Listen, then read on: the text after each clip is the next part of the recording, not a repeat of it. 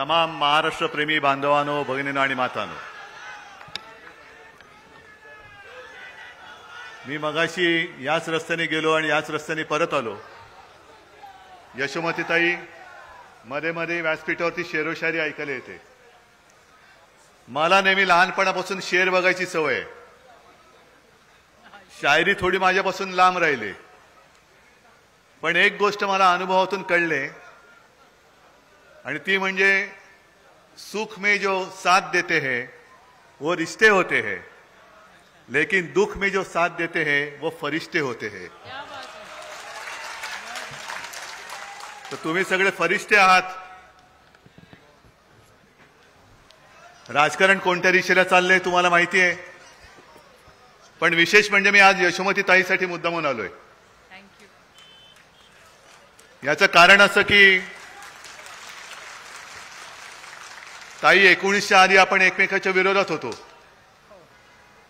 आणि यशोमती ताईबद्दल बरंच ऐकलं होतं. ती आक्रमक आहे, अमुक आहे, तमुक आहे. अनपेक्षितपणाने मुख्यमंत्री पद घ्यावं लागलं आणि ताई माझ्या सहकारी. म्हटलं बापरे.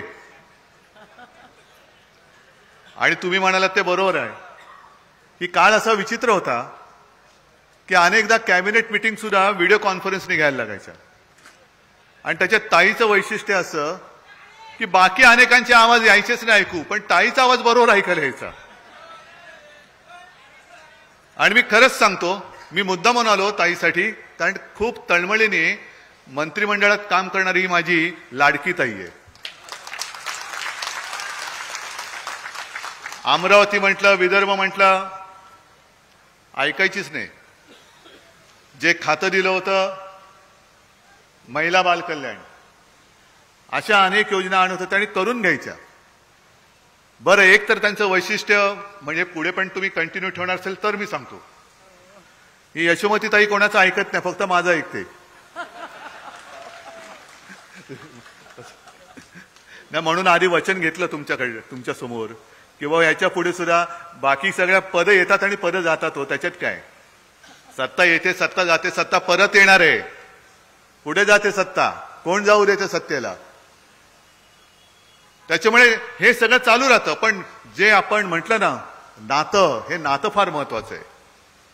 आज तुम्ही इकडे सगळेजण आलेला आहात, हा काही कुठे कोणत्या योजनांचा कार्यक्रम नाहीये. ना साडी वाटप आहे, ना आणखीन काय वाटप आहे. कुठेही बिर्याणी वगैरे अशी काय जेवणाची सोय केलेली नाही. आणि एक सुद्धा माणूस भाडकऊ आहे असं मला वाटत नाही. आहे कोणी? सगळे सच्चे, हृदयापासून प्रेम करणारे आणि ज्यांना खरंच महाराष्ट्राबद्दल काहीतरी वाटतंय, ते सगळेजण एकत्र आलेले आहेत.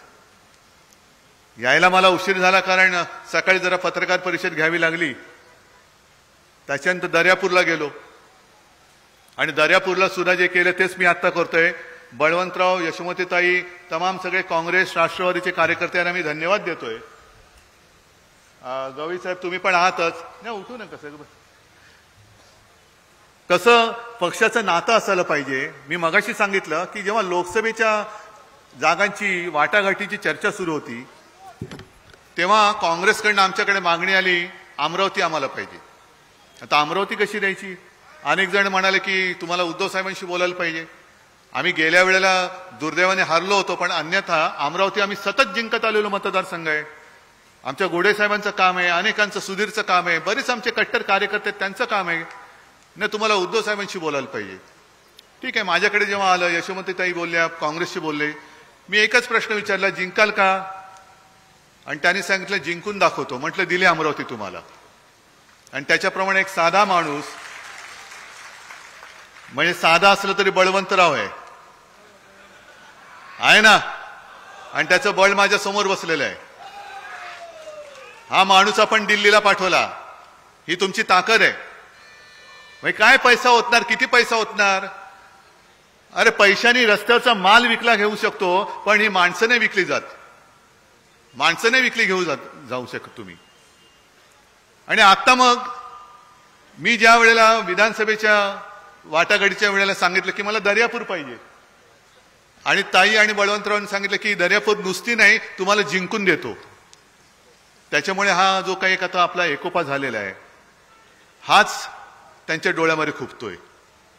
बळवंतराव, तुम्ही चिडून बोललात, काल कोणतरी काहीतरी आपल्या ताईला बोललं, दुर्लक्ष करा, दुर्लक्ष करा, असे अनेक जण बोलत असतात.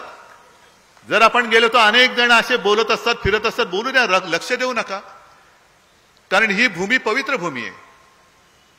अगदी यशोमतीताई, तुम्ही सांगितलं ना, आपल्या रुक्मिणी मातेचं माहेर, गाडगे बाबांची, तुकडोजी महाराजांची, आणि माझं सुद्धा आजोळ हे अमरावतीचं. शिवसेना प्रमुखांची आई म्हणजे माझी आजी ही परतवाड्याची.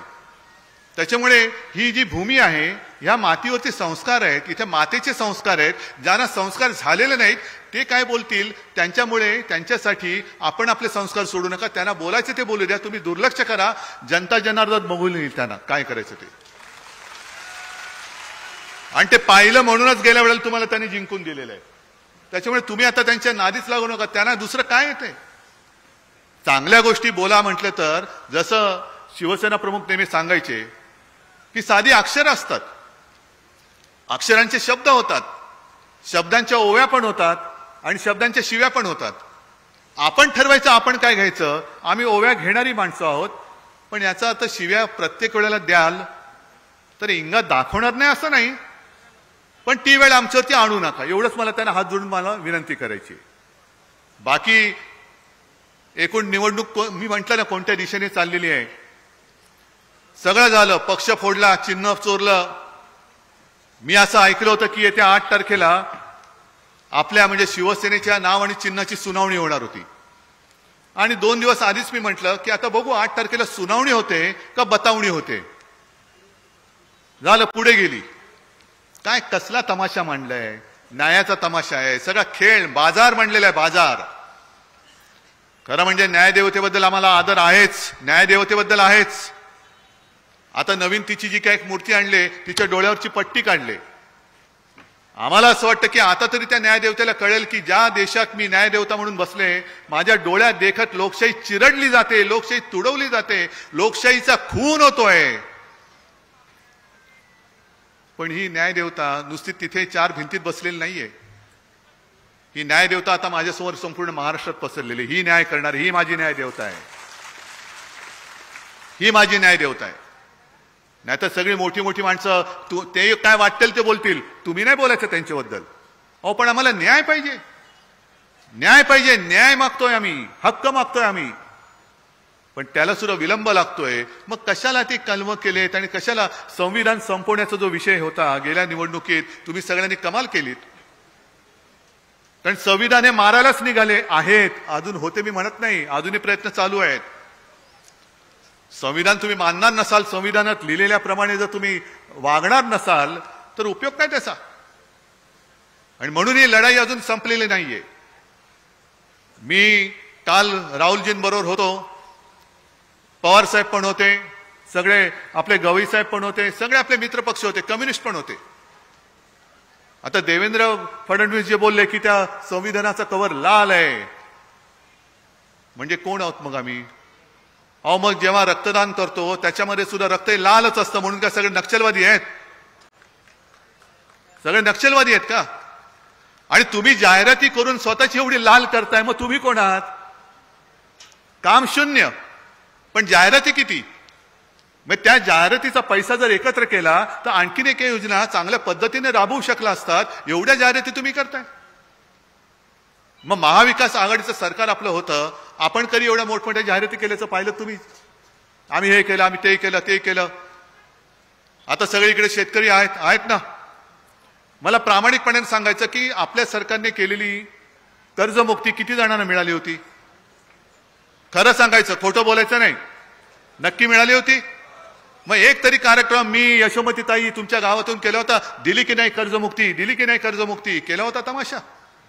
कारण आम्ही काही उपकार नव्हते केले, आम्ही तुमच्या हक्काचं होतं, तुमच्याच पैशातनं जे सरकारला येणं येतं त्यातनं तुमच्या हक्काचं आम्ही दिलं होतं. आम्ही आमचं कर्तव्य केलं होतं, उपकार केलेले नव्हते, आम्ही कर्तव्य बजावलं होतं. अगदी करोना काळामध्ये सुद्धा यशोमतीताई तुम्हीच सांगितलं होतं आणि आपण ती योजना केली की करोनामुळे ज्या मुलांचं, बालकांचं ज्यांना पालकत्व गमावलंय त्यांची जबाबदारी आपण घेतली होती. आपण केली होती. आपत्तीमध्ये शेतकऱ्यांना नुकसान भरपाई मिळत होती की नव्हती हे सगळे जरा आठवा, कारण हेच ते पुसून टाकायला निघालेत. आता सुद्धा मी आलो, लोकसभेला आलो, तो प्रश्न तेच आहेत. सोयाबीनला भाव नाही, कापसाला भाव नाही, याला भाव नाही, डाळीला भाव नाही, भाव पडलेत. आणि या 3 भावांना बरे भाव द्यायचे आपण. हे नुसते भाव खाऊ लोक, जाऊ तिथे खाऊ, कशाला द्यायची आहे ना मतं. सोयाबीनला सुद्धा आपल्या काळामध्ये जे भाव दिला होता 10,000 रुपये 12,000 रुपये वगैरे जो होता, आता तुम्हाला तेवढाच मिळतोय काय? मगाच्या सभेत मी विचारला प्रश्न, मला म्हणाले आता जेमतेम 3,000 मिळतोय. कापूस खरेदी होते, कारण सांगितलं ते कापूस ओला आहे, डाळीचे भाव पडलेत, सोयाबीनचं तेलाची आयात होते, डाळीची आयात होते, मग माझ्या शेतकऱ्यांनी जायचं कुठे? बरं, हे झालं शेतमालाचं. शेतीचा खर्च जो आहे तो कमी होतोय का? प्रत्येक अवजारावरती जीएसटी आहे, खतावरती जीएसटी, कीटकनाशकावरती जीएसटी, ट्रॅक्टरवरती जीएसटी, सगळ्यांवरती जीएसटी. म्हणजे एका बाजूने महागाई वाढते, पण हातात मध्ये काय मिळत नाहीये. म्हणजे मला आता हे 3-4 महिन्यापूर्वीच आपली जी लोकसभेची निवडणूक झाली तेव्हाही मी फिरत होतो, आणि तेव्हा शेतकऱ्यांनी मला सांगितलेलं, आता कल्पना नाही मला, पण त्यांनी सांगितलं की उद्धवजी आम्हाला साधारणतः 1 लाखभर रुपयांचं खत हे वर्षाला लागतं. तो शेतकरी कोणती शेती करत होता, किती एकर शेती होती मला नाही माहीत, पण तो असाच गर्दीत भेटला आणि मला बोलत होता. म्हटलं मग अहो 1 लाखाच्या खतावरती जर का 18% जीएसटी असेल, नंतर त्यांनी कदाचित कमी केली असेल, म्हणजे किती गेले? 1 लाखातनं 18,000 हे आधीच काढून घेतले, आणि वर्षातनं आम्हाला म्हणे प्रधानमंत्री काय सन्मान योजना म्हणून 12,000 देणार, 6,000 रुपये नाही 6,000 देणार ना, 6,000 देणार, म्हणजे 12,000 आधीच त्यांच्या खिशामध्ये, मग त्यातलेच काढणार आणि 1,500 लाडकी बहीण म्हणून देणार. काल राहुलजींनी जो एक हिशोब मांडला की आपल्याला माहिती नाहीये आपण जे काय आयुष्य जगतो आहोत, आपल्याकडनं कसे आपला खिसा कापतायत, कुठेही गेलं आणि काही घेतलं का जीएसटी येतो. आणि मग राहुलजीने एक हिशोब मांडला की ह्या सगळ्या गोष्टी जर का आपण व्यवस्थितपणाने एका कुटुंबियांनी म्हणून विचार केला तर वर्षाकाठी प्रत्येक कुटुंबाकडनं साधारणतः 90,000 रुपये हे जीएसटीच्या पोटी सरकार खातं आपलं. 90,000 रुपये. मग कमवणार कसं, जगणार कसं, मुलांचं शिक्षण होणार कसं? आणि म्हणून आपण जे काही ठरवलेलं आहे, एक तर मुलींना शिक्षण मोफत दिले जाते, चांगली गोष्ट आहे. आपलं सरकार आल्यानंतर मी तर ठरवलेलं आहे की जसं माझ्या महाराष्ट्रातल्या मुलींना मोफत शिक्षण दिलं जातं तसंच माझ्या महाराष्ट्रातल्या मुलांना सुद्धा मी मोफत शिक्षण देणार, नक्की देणार. का तुम्ही भेदभाव करताय? ती जी घोषणा आहे ना, मुलगी शिकली प्रगती झाली, अहो मग मुलगा शिकला तर विकास नाही का होणार? आता मुलगा आणि मुलगी भेदभाव करायचा कशाला? मग कशाला गाडगेबाबांचे विचार आपण ऐकायचे? तुकडोजी महाराज, सावित्रीबाई फुले यांची नावं घ्यायची कशाला? तो जो काय काळ होता की महिलांना शिक्षण मिळत नव्हतं, त्यावेळेला ज्योतिराव फुले आणि सावित्रीबाई फुले यांनी धाडस केलं, पारतंत्र्य होतं. अगदी त्यांच्या अंगावरती शेणमार झाला, धोंडमार झाले, ऐकले नाहीत. आणि त्यांनी जर का तेव्हा ती क्रांती केली नसती तर माझ्या देशातल्या महिला या कोणत्या अवस्थेत आज असत्या हा विचार सुद्धा आपल्याला करता येणं शक्य नाही. मग आज आम्ही त्या परिस्थितीत आहोत. मुलींना आपण मोफत शिक्षण देऊ शकतो, मग मुलींना मोफत शिक्षण देतो, मग मुलांना पण दिलं पाहिजे. कारण शिकल्यानंतर, मोठा झाल्यानंतर आपला मुलगा किंवा मुलगी स्वतःच्या कष्टाने 1 रुपया जेव्हा कमवून आणतो ना, तेव्हा त्या आई बापाला आपल्या जन्माचं सार्थक झाल्याचं सुख असतं की बस म्हणे माझा मुलगा आता स्वतःच्या पायावर उभा राहिला, माझी मुलगी स्वतःच्या पायावर उभी राहिली. का आयुष्यभर तुमचे पैसे घेत राहायचे? नुसत्या निवडणुका आल्यानंतर तुम्ही योजना देता, पण आमच्या रोजगाराचं काय? रोजगार कुठे गेले रोजगार? उद्योग कुठे गेले? अरे तुम्ही बोलतच नाही. जोरात जिकडे उद्योग गेले तिथपर्यंत आवाज गेला पाहिजे. कुठे गेले उद्योग? मग रोजगारासाठी जाते गुजरातला काय? इथून तिकडे रोजगारासाठी जाणार का रोजगार तिथले इथे आणणार? आणि म्हणूनच माझा स्पष्ट आरोप आहे की यांना महाराष्ट्र लुटायचा होता म्हणून आपलं महाविकास आघाडीचं सरकार यांनी गद्दारी करून पाडलं. हा माझा आरोप आहे. खोडून टाका, खोडून दाखवा मला. याचं कारण मी तिकडे बसलो होतो मुख्यमंत्री म्हणून. यशोमतीताई सारखे एक चांगले वाघीण आणि बाकीचे माझे सहकारी माझ्या सोबत होते. गद्दार होऊन पळाले गुजरातला, ते सोडून द्या. पण मी मुख्यमंत्री असताना कोणी असेल माझ्या महाराष्ट्राकडे वाकड्या नजरेने पाहायची त्याची हिंमत नव्हती. उद्योग पळवणे तर दूरच राहू द्या, पण नुसतं वाकड्या नजरेने बघायची हिंमत नव्हती. आज तुम्ही गद्दारी करून सरकार पाडलं. सगळं काही गुजरातला घेऊन जात आहे. बरं, गुजरातच्या हक्काचं असेल गुजरातला जरूर द्या, आमचा काय आकस नाही गुजरातबद्दल, पण सगळं काही गुजरातला. म्हणजे काल मी धारावीचा मुद्दा मांडला. धारावी तुम्हाला कल्पना नाही मुंबईमध्ये कुठे आहे, तो विषय वेगळाच आहे. पण किती कपट कारस्थानी लोक आहेत. पहिल्यांदा जेव्हा मोदी पंतप्रधान झाले तेव्हा काय जाहीर केलं त्यांनी, मुंबई अहमदाबाद बुलेट ट्रेन. कोणाला गरज आहे, कोणाला गरज होती, कोणाला गरज लागणार आहे, काही माहिती नाहीये. पण हा योगायोग समजायचा का की धारावीची जमीन आणि त्या माध्यमातून मुंबईची 1000 एकर जमीन अधिक ही अदानीच्या घशात टाकली आणि बरोबर जिकडे धारावी आहे त्याच्या बाजूला बुलेट ट्रेनचं स्टेशन की जिकडे बसला की गेला अहमदाबादला. म्हणजे कोणासाठी चाललंय सगळं. मी तर तुम्हाला आवाहन करायला आलेले, राज्य तर आपलं येणारच, तुम्ही आणणारच, त्याच्याबद्दल मला काही चिंताच नाहीये, शंकाच नाहीये. पण मी ग्रामीण भागात फिरताना तुम्हाला मी आवाहन म्हणजे विनंती करायला आलेलो आहे की नुसतं तुमच्या गावापुरतं मर्यादित राहू नका. आपलं सरकार आणा आणि मुंबईमध्ये तुमच्या हक्काच्या राजधानीमध्ये मानाने राहिला या, सन्मानाने राहिला या. कारण आपलं सरकार आल्यानंतर जी जमीन अदानीच्या घशामध्ये आणि फुकटात घातलेली आहे, मिठागर घातली, टोल नाके घातले, ती सगळी आपण काढून घेणार आणि तिकडे माझ्या महाराष्ट्रातल्या भूमिपुत्राला परवडणाऱ्या किमतीमध्ये मी घरं ही तुमच्यासाठी बांधून देणार आहे. नाही तर शिक्षणाची सोय झाली, तुम्ही म्हणाल अहो आम्ही फुकट शिकलो, पण शिक्षण पण फुकट गेलं. तसं नाही. शिकल्यानंतर मग करायचं काय. या मुंबईत या, तुमच्या हक्काच्या राजधानीमध्ये या. आता हे सगळे जे आहेत ना, देवा भाऊ, हा भाऊ, दाढी भाऊ, जॅकेट भाऊ, काय उपयोगाचे नाहीत तुमच्या, काही उपयोगाचे नाहीयेत. या विदर्भातून भाजपला भरभरून तुम्ही सगळ्यांनी त्यावेळेला दिलं होतं म्हणून आणि म्हणून मोदीजी प्रधानमंत्री होऊ शकले होते आणि देवेंद्र मुख्यमंत्री होऊ शकले होते. मग काय दिलं तुम्हाला विदर्भाला. ना शेतकऱ्याला त्याचा हमीभाव देत, ना शेतकऱ्याला कर्जमुक्त केलं, ना शिक्षणाची सोय, ना रस्त्यांची सोय, पिण्याच्या पाण्याची सोय, घरांची सोय, काही नाहीये. शेतकऱ्यांचं उत्पन्न दुप्पट झालं. एका तरी शेतकऱ्याचं उत्पन्न दुप्पट झालं असेल तर सांगा, मी काही हरायला तयार आहे. आजचे दिन आले, प्रत्येकाच्या खात्यामध्ये 15 लाख आले. म्हणजे तुम्हाला फसवलं कसं, 15 लाख देतो सांगून 1500 देत आहेत.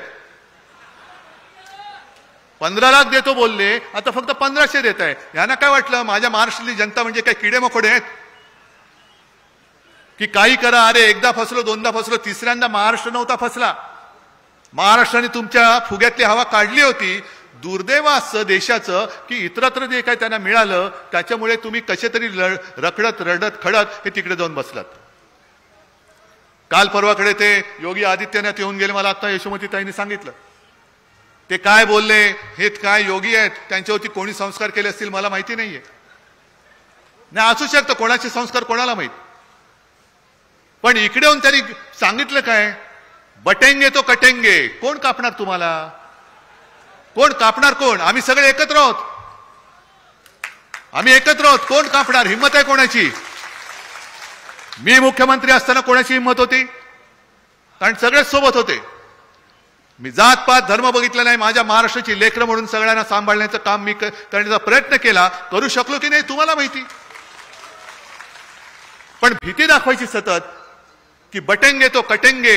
अरे तुमची भाजप आता फुटते, तिला पहिला आवरा. भाजपा फुटायला लागलेली आहे आता. म्हणजे आता तुम्ही कटेंगे बटेंगे नाही, आता फटेंगे झालेत तुम्ही. भाजपमध्ये आज पहिल्या प्रथम एवढ्या मोठ्या प्रमाणात बंडखोरी झालेली आहे. म्हणजे तुमचा जो काही दरारा होता, वचक होता, तो आता धुळधाण त्याची उडालेली आहे. कोणी तुमचं ऐकायला तयार नाहीये. एकमेकाच्या उरावरती तुम्ही आमची माणसं फोडून आमच्यावरती बसवलीत. आता तुमचीच माणसं ही तुमच्यावरती बसतायत. म्हणून मी गेल्या महिन्यात जेव्हा नागपूरला आलो होतो तेव्हा बोललो होतो खास करून विदर्भासाठी. कारण तुम्हाला सगळ्यांना माहिती आहे तो कापसावरती कोणता रोग येतो, डिंक्या रोग. त्याला काय म्हणतात, खोडकिडा.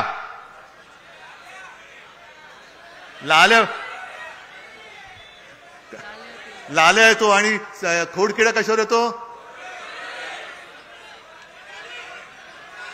संत्र, बरोबर ना? डिंक्या रोग येतो तो खोडकिडा. तसा भाजप जो मूळ पक्ष होता ना, त्या भाजपच्या झाडाला दाढीवाला खोडकिडा लागलेला आहे. आणि तो दुसऱ्या कापसावर काय येतो रे? कोणती आळी? कुठल्या रंगाची? नाही, मी शहरी बाबू आहे. मला कापसावरती कोणता रोग येतो, संत्र्यावरती कोणता येतो माहित नाही. भाजपला कोणता आलं ते मला माहिती आहे. मग हा खोडकिडा त्यांच्या खोडाला लागलाय आणि गुलाबी जॅकेटवाली आळी वरती पडलेली आहे. असे दोन्ही बाजूने आळे आणि किडे लागलेत. मूळ भाजपच हरवलेला आहे.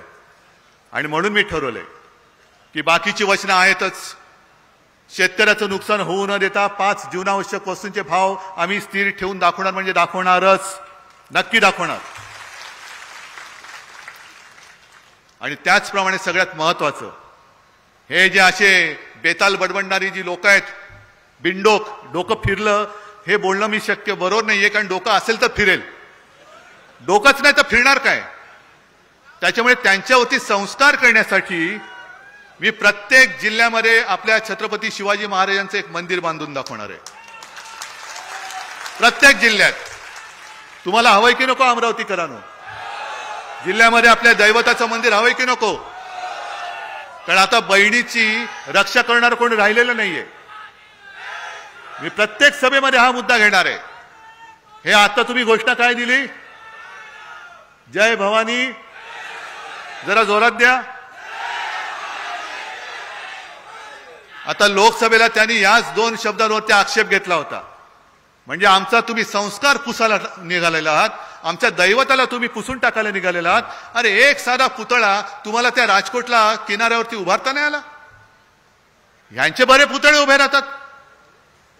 माझ्या महाराजांचा पुतळा उभारणार छत्रपती शिवाजी महाराज म्हणजे काय तुम्हाला ईव्हीएमचं मशीन वाटलं मतदानासाठी?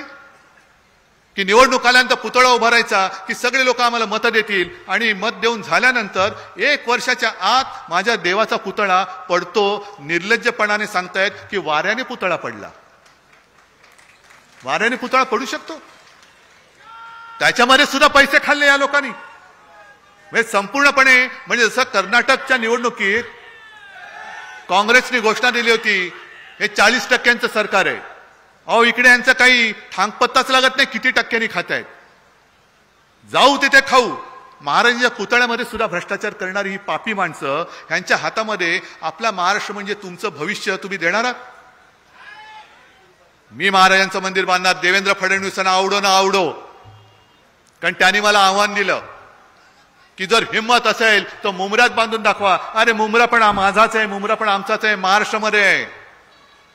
आम्ही मुंब्र्यामध्ये म्हणजे ठाण्यामध्ये तर मंदिर बांधणारच, पण मी सुरतेला सुद्धा शिवाजी महाराजांचं मंदिर बांधून दाखवेन, सुरतेला बांधून दाखवेन. तर ही सगळी अशी नतद्रष्ट माणसं माझा महाराष्ट्र भिकेला लावतायत, महाराष्ट्र लुटतायत.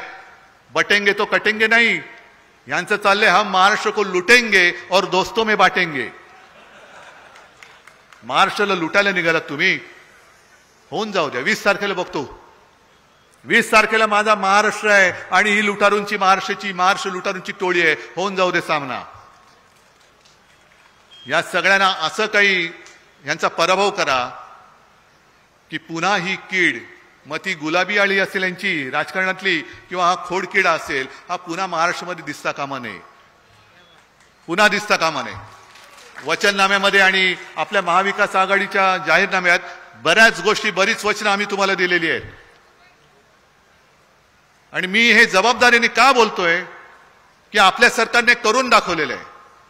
कर्जमुक्ती करून दाखवले, शिवभोजन थाळी देऊन दाखवलेली आहे, संकट काळामध्ये मदत दिलेली आहे, अनेक गोष्टी या करून दाखवलेल्या आहेत. तशाच या सुद्धा गोष्टी आम्ही करून दाखवल्याशिवाय राहणार नाही.